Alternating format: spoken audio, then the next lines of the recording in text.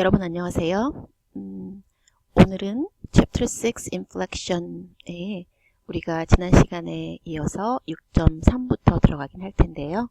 먼저 지난 시간까지 우리가 함께 공부했던 부분 잠시 일별해 보도록 하겠습니다. 6.1과 6.2까지 봤었죠. 6.1에서는 잠시 인플렉션이 전반적으로 무엇을 의미하는지에 대해서 얘기해보는 시간이었고요. 그리고 6.2에서는 어떤 종류가 존재하는지에 대해서 이야기를 했었습니다. 그래서 6.2에 나와 있는 Types of Inflection에서는 number, 수라고 하는 것, 그리고 또 person이라고 하는 인칭, 그리고 또 gender라고 하는 성, 그리고 case라고 하는 격, 다음에 tense와 aspect, 그래서 시제와 상에 대해서도 공부를 해보았고요. 그리고 voice라고 하는 태, 시제에 이어서 태, 그러니까 active냐 passive냐 하는 능동태냐 수동태냐 하는 구분을 했었던 voice에 대해서도 한번 보았었고요. 그리고 마지막으로 mood and modality 해서 서법, 법이라고 하는 것, 그래서 예를 들자면 declarative, interrogative, imperative와 같이 평서문을 나타내는 것이냐, 의문문을 나타내는 것이냐, 또는 명령문을 나타내는 것이냐와 같은 구분을 해주는 mood에 대해서도 역시 공부를 하면서 이들이 모두 inflection, 즉 굴절의 한 현상들이다 라고 하는 것을 보았었습니다. 자, 그렇다면 오늘은 이제 6.3에 있는 inflection in English, 그래서 영어에서의 inflection, 굴절에는 어떤 종류가 있는지, 우리가 지난 시간에 다른 언어들에 있는 inflection의 종류들도 많이 보면서 영어에 대해서도 잠깐 이야기를 했었는데요. 영어는 다른 언어에 비하면은 굴절, 즉 inflection이 그렇게 많이 풍성하진 않다라는 얘기를 했었는데 혹시 기억하시나요? 네. 그럼에도 불구하고 인플렉션은 존재하므로 우리가 영어의 포커스를 가지고서 오늘 6.3에서는 영어에 대해서 영어의 인플렉션에 대해서 이야기를 해볼 것이고요. 그리고 그 다음에 6.4에 나와 있는 6.4로 가볼까요? 패러다임이라는 어떤 컨셉에 대해서, 그리고 인플렉션에 있어서는 productivity가 어떻게 적용을 하는지에 대해서도 6.5에 가서 좀 얘기를 나눌 것이고요. 그리고 6.7에 인플렉션의 종류가 inherent 하고 contextual 한 게 있다라고 하는 내용을 얘기해 보면서 6.7에서는 또다시 우리가 서두에 chapter 6 처음 본문 시작하면서 인플렉션하고 데리베이션이 다르다. 어떻게 다르냐면 하고 이야기를 했었는데 다시 한번 6.7에서는 정리해보는 그런 시간을 가지도록 할 것이고, 그리고 마지막으로 6.8에서는 morphological analysis 하는 실제로 주어진 어떤 데이터를 분석하는 데 있어서 인플렉션이 들어가 있는 데이터를 가지고서 분석하는 법에 대해서 같이 한번 논해보도록 할 것입니다. 그래서 요번에 여러분이 이제 이 동영상들을 학습하면서 보시게 될 내용들을 한번 쭉 같이 보았는데요. 이제 6.3 들어가도록 하겠습니다. 네, 6.3의 Inflection in English 라가 제목이 되겠고요. 6.3.1에 보시면 What we have. 자, 그러면 영어에는 어떠한 인플렉션이 있는지 같이 살펴보죠. 첫째, English is a language that is quite poor in inflection. 그래서 말씀드렸다시피 영어는 상당히 다른 언어에 비하면 인플렉션이 빈약한 편이다. 그래서 어쩌면 우리가 이 언어에 접근하는 것이 더 편할 수도 있다라는 얘기를 잠깐 했었고요. The distinction between singular and plural is marked on nouns. 이거는 여러분 잘 아시죠? 그래서 우리가 앞서서 6.2에서 types of inflection 얘기하면서 그 유형 중에 하나가 number였죠. 그래서 영어에도 singular하고 plural 두 가지 구분하는 장치가 있는데, 예를 들면 앞서 보았던 예처럼 cat, cats, mouse, mice, ox, oxen, child, children 해서 regular, 즉 규칙적인 것과 irregular, 불규칙적인 두 가지가 존재한다는 것을 알고 있습니다. 그리고 24번 예시 밑에 나와 있는 bullet 포인트를 같이 보시면요. English has only a tiny bit of case marking on nouns. It uses the morpheme s to signal possession, the remnant of the genitive case. Pronouns, however, still exhibit some case distinctions that are no longer marked in nouns. 라는 설명이 나와 있는데요. 영어에는 케이스 마킹이 많이, 그러니까 다양하게 존재하진 않는데, 어쨌든 이 케이스라고 하는 것이 명사에 표시가 되어 있죠. 그래서 보통 s를 붙이게 되면 이제 possession, 즉 소유격을 나타낸다는 것이고요. 그런데 그에 반해서 pronouns, 즉 대명사가 되겠죠. 대명사에는 여전히 그 명사에서와 같은 그러니까 명사에는 나타나지 않는 그러한 distinction, 즉 어떤 구분이 케이스적인 측면에서 구분이 되어 있다라는 것입니다. 그래서 그 예가 25번에 나와 있네요. 그래서 nouns, pronouns 두 가지가 비교할 수 있게 나와 있고요.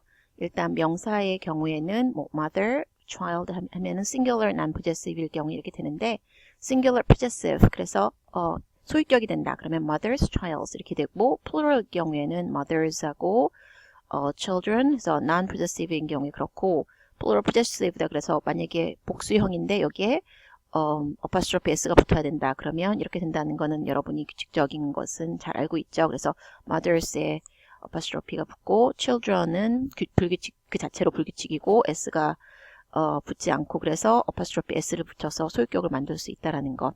그런데 pronoun 대명사인 경우에는 조금 다르죠. 그래서 정해진 형태가 있고 case distinction이 어떤 면에서는 명사에 비하면 일반 그냥 다른 명사에 비하면은 좀 뚜렷하게 또 정해져 있다는 걸 알 수가 있습니다.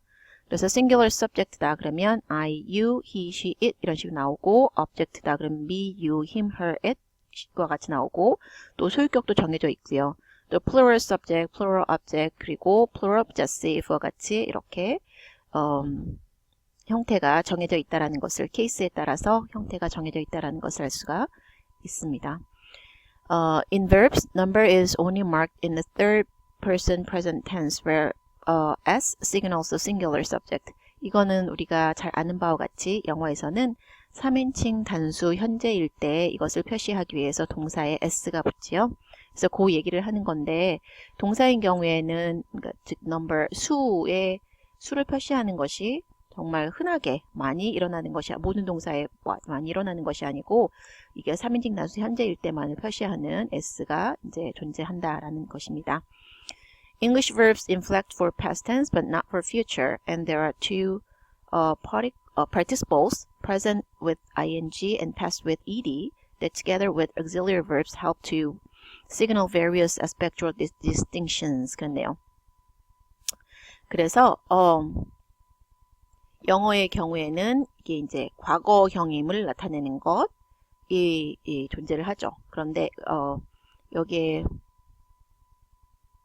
not for future 이렇게 나와 있는데 미래를 나타내는 것은 없다라고 했는데 우리가 앞에서 paraphrastic이라는 그 표현을 기억하시는지요? 그래서 완곡하게 표현하는 즉 다른 어휘를 사용을 해서 미래를 나타내는 것은 있었어도 동사 자체를 미래형으로 바꾼다던가 이런 거는 없었죠. 그래서 그와 같은 인플렉션이 존재하지 않는다는 얘기를 하는 것이고요. 그리고 과거를 나타내는 거는 여러분 아시다시피 이게 규칙적이다 그러면 이들을 붙인다라는 걸 아시고 그 다음에 두 개의 participle, 두 개의 분사가 존재하는데 하나는 ing 형태 또 하나는 ed 형태. 그래서 이게 현재 분사냐 과거 분사냐라는 이름으로 이렇게 불려지고 있죠. 오케이. 그래서 그 예시로 26번에 나와 있는데요. 이게 이제 walks, runs와 같은 경우에는 3인칭 단수 현재일 때 그리고 all other present tense forms 그래서 다른 모든 현재형일 때는 walk이나 run처럼 그냥 s가 없이 이렇게 쓰이고 있고요. 그다음 past tense인 경우에는 여기에 ed를 붙이거나 규칙일 때는 불규칙일 때는 불규칙 형태가 존재를 하고요. 그다음 progressive에서 뭐 진행형을 나타낼 때는 ing 형태 현재 분사를 만드는 경우가 있고요. 만들게 되고요. 그 다음에 past participle 해서 과거 분사일 경우에는 이게 규칙이면 walked와 같이 ed를 붙이게 되고 이게 불규칙이면 불규칙 형태가 존재한다는 것을 우리는 잘 알고 있습니다. 그 밑에 나와 있는 설명은요. Distinctions in aspect and voice are expressed in English through a combination of auxiliary choice and choice for participle 해서 aspect, 즉 상이었죠. 그리고 voice는 태라고 하는 것이었죠. 그래서 이와 같은 상과 태에 있어서의 어떤 구분, 이것은 영어에서는 combination of auxiliary choice, 그래서 조동사였네요. 조동사하고 그 다음에 이 participle, 좀 전에 나왔던 분사, 이것의 combination, 두 가지를 조합을 해서 이 조합을 통해서 나타낸다라고 하는 것인데, 예를 보면 여러분이 더 잘 이해를 하실 수 있을 겁니다. 그래서 밑에 27번과 8번에 얘가 나와 있는데요. 예를 들면 27번에 present progressive 한다 그러면 I am moving the lawn 해서 비동사와 ing 형태, 현재 분사를 사용을 해서 현재 진행형을 나타내고 있고, 이게 과거 진행형이다 그러면 비동사의 과거형을 취해서 과거 진행형을 나타낼 수가 있고요. 그 다음에 future progressive다 하면 따로 동사를 inflect 시킬 수가 없으니까 I will be I am mowing the lawn이었군요. I am mowing the lawn, I was mowing the lawn, and I will be mowing the lawn 해서 mow라는 동사에다가 ing를 붙여서 현재 분사를 만들고, 이거를 미래형으로 해서 will be mowing 해서 조동사를 활용을 하고 있다는 것을 알 수가 있습니다. 그리고 28번 예를 보시면 perfect가 나와 있는데요. 완료 형태가 되겠죠. I have eaten the last piece of blueberry pie. 그래서 have eaten 이라는 표현으로, 즉 조동사 have와 그 다음에 과거 분사를 조합해서 이거 완료를 나타내고 있다는 것을 알 수가 있습니다. 완료상이 되겠죠. 네. 그래서 27번과 28번에 나와 있는 예시를 보시다시피 영어에서는 이와 같이 auxiliary와 그 다음 participle의 조합을 통해서 태와 그 다음에 상을 나타낼 수 있다는 것을 알 수가 있는데, 자 그러면 29번에 태에는 어떻게 나오는지를 한번 볼까요? 수동태 예가 나와 있죠. 그래서 29번에 passive, 즉 수동태가 나와 있는데요. 여기서는 I was followed by a voracious weasel 그랬네요. 그래서 네, 굉장히 무서운 상황인데요. 그래서 was followed, 비동사 플러스 과거 분사네요. 그래서 I was followed 해서 비동사와 역시 비동사와 동사의 분사 형태, 그래서 이거는 과거 분사가 되겠는데요. 를 조합을 해서 태를 나타내고 있다는 것을 아실 수가 있고요. 자, 그 다음에 it is possible to combine the various auxiliaries and participial forms to express tense aspect distinctions that are quite complex.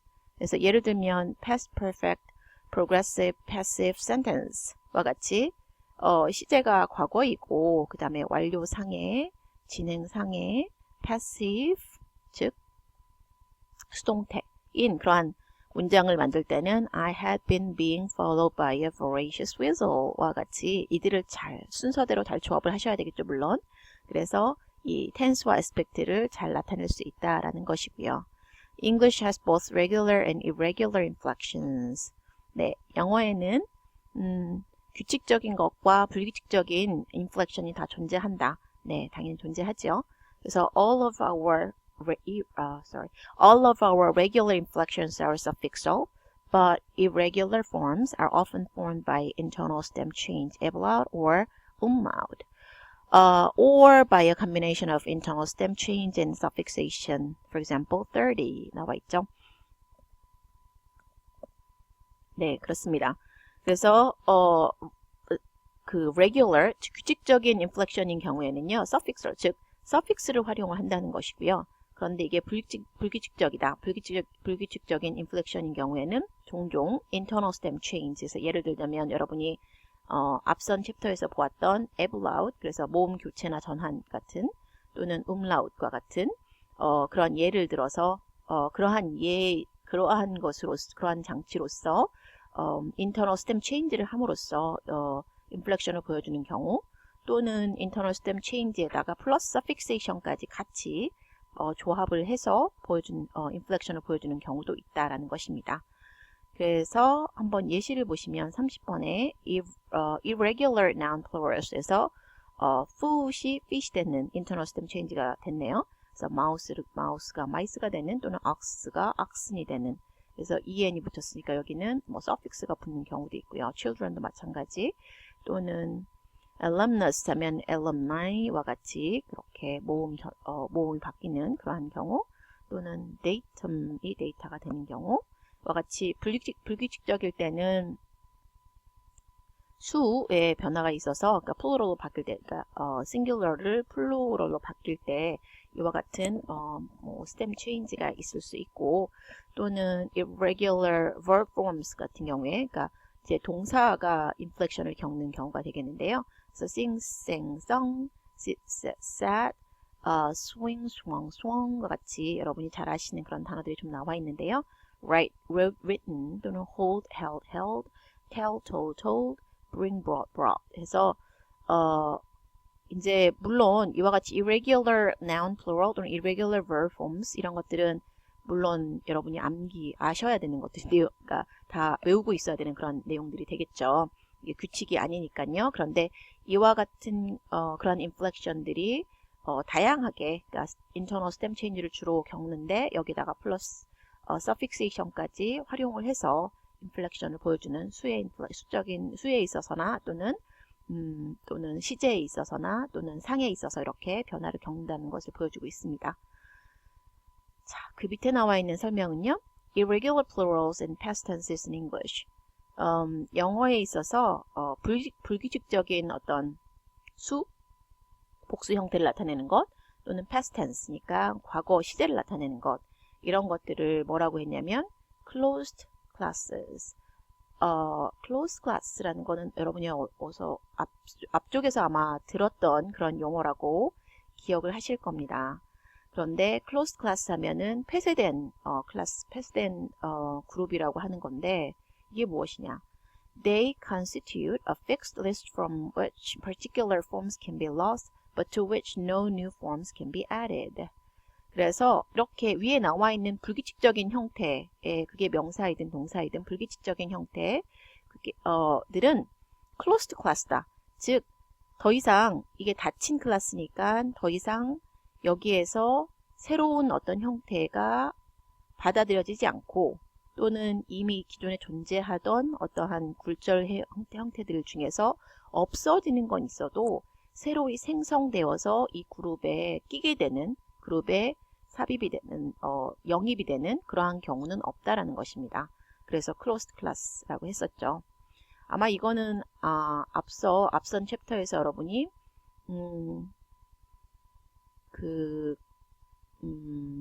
뭐였죠? 그 content words하고 function words, 즉 내용어와 기능어 얘기하면서 이 용어가 나왔던 것을 아마 기억하실 겁니다.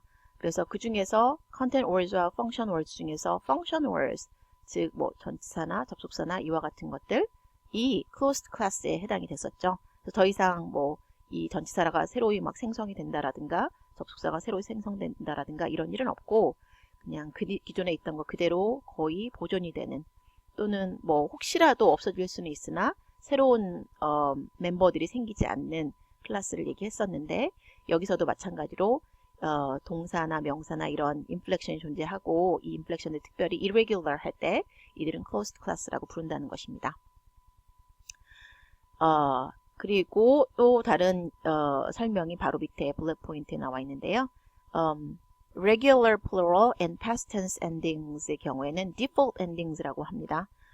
왜 그러냐 하면 규칙적인 수 또는 과거 시제 이런 엔딩들이요. 그래서 when a new noun is added to English, its plural is formed with s. When a new verb is added, its past tense is formed with ed. So if we borrow a noun from another language or coin a completely new noun, their plurals will be formed with the regular suffix. Faitas, was 와 같은 예가 나와 있네요. Similarly for new verbs, googled. 그랬네요. 자, 그러니까 regular한 경우에, 즉 영어의 경우에 regular 복수형이다. 그러니까 규칙적인 복수다. 그러면 여기에 s가 붙거나 es가 붙게 되죠. 그리고 past tense, 과거형이다. 그러면 주로 ed를 붙이게 되죠.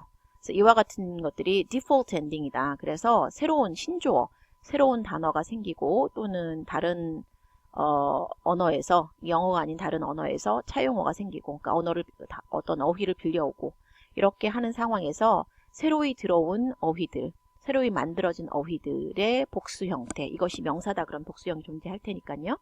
그럴 경우에는 fighters와 같이 s가 붙고 또는 동사다 그러면 뭐 works와 같이 s가 붙고 이것이 또 명사다 그래도 마찬가지로 works가 해서 복수 형태가 붙을 테고요.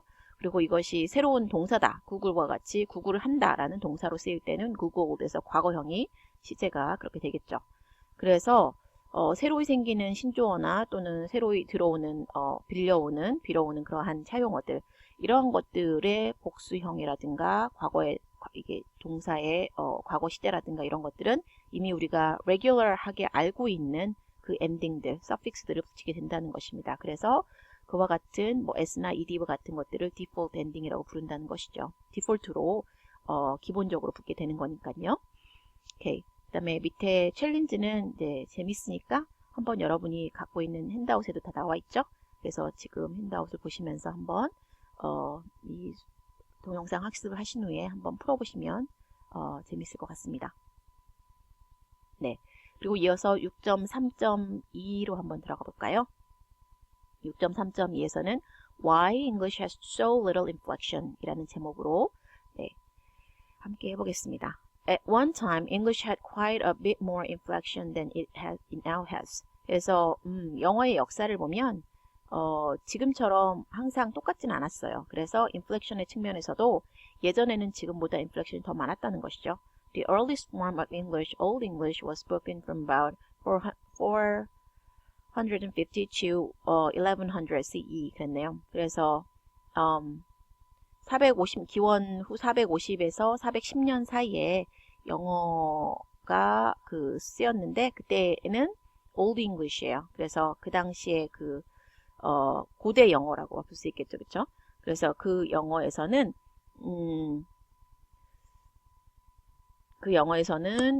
지금 우리가 쓰고 있는 현대 영어보다는 더 많이 인플렉션이 많이 존재했었다라는 걸 알 수 있고요. 그래서 밑에 화살표 보시면 Old English had three genders, masculine, feminine, and neuter, and a case system with four cases, nominative, accusative, dative, and genitive. 그래서 얘가 31번에 나와 있고요. Articles and adjectives agreed with nouns in case and number. 그래서 articles, 관사라고 하는 거 있죠. 관사라든가 또는 adjective, 형용사라고 하는 것. 이들이 명사하고 같이 명사에 일치해야 되는 agreement를 보여주는 그런 현상이 있었다는 겁니다. 그래서 그게 케이스의 측면에서 즉 격에 있어서 또는 수에 있어서 이들이 함께 쓰이는 지금 독일어처럼요. 그래서 형용사나 뭐 관사나 이런 것들이 함께 쓰이는 명사와 격에 있어서 수에 있어서 일치를 해야 된다라는 그런 현상이 있었습니다. 그래서 이거는 이제 Old English에서 존재했다는 것이죠. 그래서 31번에 보시면 singular, plural이냐 또는 masculine, feminine, neuter이냐와 같이 이렇게 형태가 달리 존재한다는 것을 알 수가 있고요. 역시 32번에서도 말씀드렸던 그 관사들, 더라든가 이런 관사들이 나와 있죠. 그래서 이런 형용사, 그것이라든가 그래서 dog, stone 이렇게 하면은 masculine nominative다. 그러면 전부 다 더도 마찬가지, good도 마찬가지, stone에 같이 일치하는 그런 현상을 보였다는 것입니다. 네, 그래서 verb inflection 그 밑에 보시면 그래서 이와 같이 영어도 지금의 다른 언어들에서 보여지는 것과 같은 그런 어떤 agreement라든가 또는 gender, 즉 성이 뭐 남성, 여성만 존재하는 것이 아니라 중성도 존재하고 했던 그런 시절이 있었다라는 것을 보여줍니다. 그리고 verb inflection was also more complex in Old English than in modern English. 그래서 역시 동사도 마찬가지였습니다. 좀 전에 보았던 예시에서 명사가 조금 더 뭐 성에 있어서라든가 수에 있어서라든가 조금 더 지금보다는 복잡하게 존재했었다라는 거 보았었는데 동사도 마찬가지였다는 것이죠. 그래서 보시면 in OE, Old English를 얘기하는 거고요. Verbs were inflected for person and number, were different from present tense and past tense in both the indicative and the subjunctive. 그래서 지금보다는 좀 더 복잡하게 동사도 인칭이라든가 수에 따라서 변화를 하고, 그리고 그것이 또한 현재 시제냐 또는 과거 시제냐에 따라서도 또한 달라졌었고요. 그리고 indicative는 직설법이 되겠고 subjunctive는 가정법이 되는데 이와 같은 법에 있어서도 또한 달랐었고요. 그리고 strong verbs versus weak verbs 하면 이와 같은 동사의 종류도 두 가지로 나뉘어 있었고요. 그래서 strong verbs show internal stem change, specifically ablaut in some forms. Weak verbs inflected using suffixes rather than ablaut.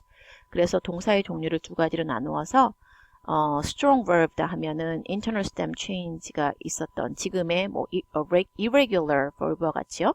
그리고 weak verb의 경우에는 suffix를 붙여서 그와 같은 inflection을 보여주었다 하는 것입니다. 그래서 지금의 regular verb와 같이 그런 현상을 보여줬었다라는 것입니다. 그래서 동사도 종류가 이렇게 두 가지로 나뉘고 지금보다는 inflection이 더 다양하게 일어나고 있었다라는 것을 우리가 알 수가 있습니다. 그래서 이와 같은 표로 한번 정리가 되어 있는데 한번 쭉 보시면서 여러분이 Old English는 지금의 Modern English에서와는 좀 다른 그러한 인플렉션이 조금 더 복잡하게 존재했었다라는 것을 보시면 될 것 같습니다. 네. 그래서 그 밑에 질문으로 여러분이 생각해 보실 질문을 한 가지 던지면서 끝나고 있는데요. Why did English lose all this inflection? 이라는 건데요. 왜 영어는 이와 같은 인플렉션들이 이렇게 다양하게 존재를 했었는데 지금보다는 다양하게 존재를 했었는데 이 모든 것을 잃어버렸을까라는 질문을 던지고 있습니다. 여러분이 한번 생각해 보시면 좋을 것 같은데요. 그 답으로 두 가지가 제시되어 있네요. 하나는 A와 같이 또 하나는 B처럼. 그래서 A에는 the stress system of English에서 하나는 첫 번째는 영어에 stress 시스템이 있기 때문에 그렇다. 그래서 in Old English, unlike modern English, stress was typically on the first syllable of the word. Ends of words were less prominent and therefore tended to be pronounced less distinctly than beginnings of words. So inflectional suffixes tended not to be emphasized. Over time, this led to a weakening of the inflectional system. 그래서 스트레스가 Old English에서는 지금과는 좀 다르게 단어의 앞쪽에 다 스트레스가 첫 번째 슬러블에 존재를 했기 때문에 발음을 하다 보면은 마지막 부분이 흐려지는 경향이 있게 되고 따라서 끝에 존재했었던 그 단어들마다 존재했었던 그 마지막 엔딩들이 덜 강조가 되고 또 이제 덜 들리게 되고 하다 보니까 이게 사라지는 그러한 현상이 벌어진 거다라고 추측을 해볼 수가 있었던 거고 또 하나는 두 번째로는 language contact in the northern parts of Britain에서 그 영국 지역의 북쪽에서의 language contact, 즉 언어들 사이의 어떤 교류라든가 접합점에 있어서 이런 영향을 많이 받게 되었다라는 것인데 For some centuries during the OE period, northern parts of Britain were occupied by the Danes. 데인족이라고 하죠. So who were speakers of Old Norse. 그래서 노르웨이어가 되겠는데 Old Norse. 그래서 그 당시에 Old Norse의 언어를 구사를 했던 언어를 썼던 그 북쪽 지역, 브리튼 북쪽 지역의 사람들과의 접촉에 의해서 Old Norse is closely related to OE with similar system of four cases, masculine, feminine, and neuter genders, and so on. The actual inflectional endings, however, were different. Speakers of OE and Old Norse could communicate with each other to some extent, but the inflectional endings caused confusion and therefore came to be de-emphasized or dropped. 그래서 이들이 서로 언어 간의 접촉을 하면서 국경을 이렇게 이루고 언어를 접촉을 하면서 서로 간에 접촉을 하면서 이 엔딩이 자꾸 헷갈렸나 봐요. 그래서 이 엔딩을 자꾸 드롭하는 그런 현상이 벌어졌고 그러다 보니까 인플렉션이 약화되는 그런 현상이 벌어졌다라고 하는 것입니다. 그래서 이와 같은 추측을 해볼 수가 있는데 확실한 답은 어느 것인지는 모르지만 이런 추측을 해보는 것도 하나의 흥미로운 일이 되겠죠. 네, 이제 여기까지 이번 동영상을 보시고 학습을 하시고 6.4부터는 다음 동영상으로 이어지도록 하겠습니다. 여러분은 그 사이에 잠시 브레이크를 가지도록 하실 텐데요. 우리가 지금 6.3에서 영어의 인플렉션에 대해서 공부를 했었는데 여러분이 다시 한번 잠시 정리해보는, 마음속으로 한번 정리를 해보는 시간을 가지면 좋을 것 같습니다. 자, 그러면 6.4에서 만나도록 하겠습니다.